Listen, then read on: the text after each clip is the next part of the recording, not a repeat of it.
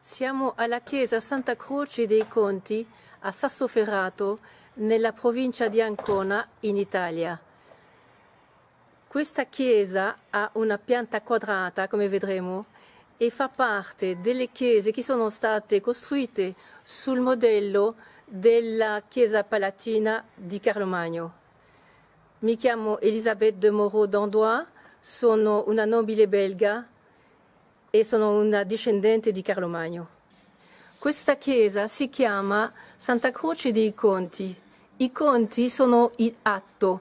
Era una famiglia borgognona che si è unita alla famiglia imperiale carolingia per matrimonio e dunque apparteneva a dei discendenti di Carlo Magno.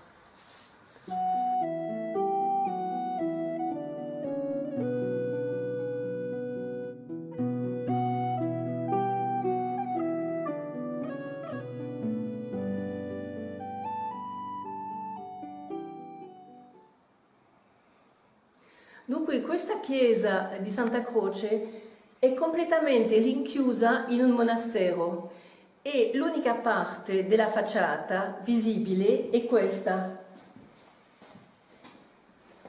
Si possono vedere delle lesene sormontate da facce, probabilmente dal dio Mitra con tutti i suoi capelli che è il dio Sole, che sono probabilmente state prelevate in un sito romano piceno dei dintorni Sentinum. Questa chiesa è stata visitata da personaggi famosi durante tutta la storia e per esempio Napoleone. È rimasta chiusa al pubblico per anni. Poi quando è stata riaperta al pubblico sono venuta a visitarla e guardavo i capitelli. Tutto di un tratto mi sono trovata davanti a un uomo nudo con una lunga spada nella mano destra, mi guardava dai suoi occhi azzurri e con la mano sinistra faceva il gesto sopra alla testa di un bambino, sempre con gli occhi azzurri. Accanto al bambino c'è la spoglia di un orso morto, dunque la pelle di un orso morto. E ho guardato e ho pensato, Charles Martel.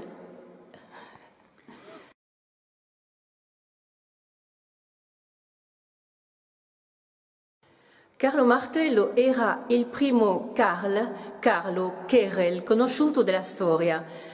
Questo vocabolo, Carl, descrive un uomo o un bambino o un bebè con il membro maschile in erezione. O soffriva di priapismo o aveva un equipaggiamento particolare. Carlo Martello era un generalissimo che ha vinto tutte le sue battaglie. Ha vinto la battaglia di Poitiers, ha guidato eserciti franchi in buona parte dell'Europa dell'Ovest, inclusa l'Italia.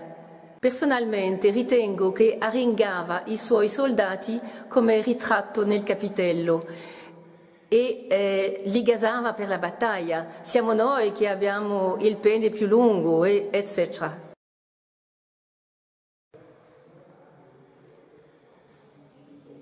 Il secondo elemento che mi ha permesso di identificare Carlo Martello è l'orso morto, la spoglia di orso.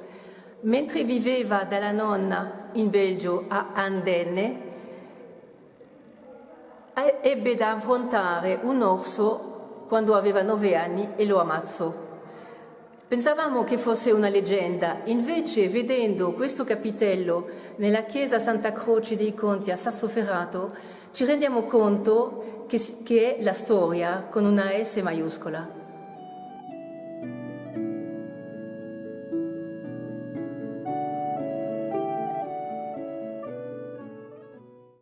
In questo capitello di marmo che si trova in una chiesa carolingia italiana, Carlo Martello ci racconta la sua infanzia in Belgio. Come sappiamo che in Belgio i toponimi riconoscibili citati in documenti dell'Alto Medioevo legati alla nonna Begga e alla sua infanzia si trovano in Belgio.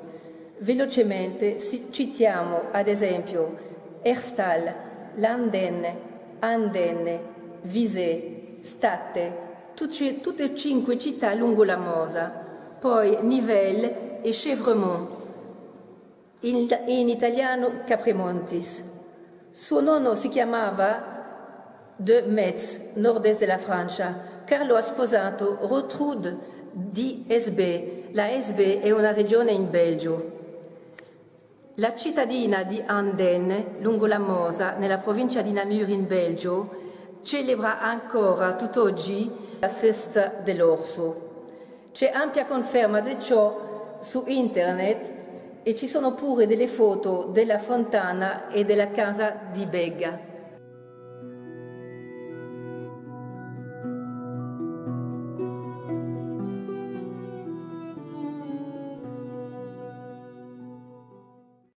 Siamo forse di fronte all'unica prova precisa e innegabile della presenza dei Carolingi nelle Marche in Italia, scampata alla distruzione sistematica della nostra storia.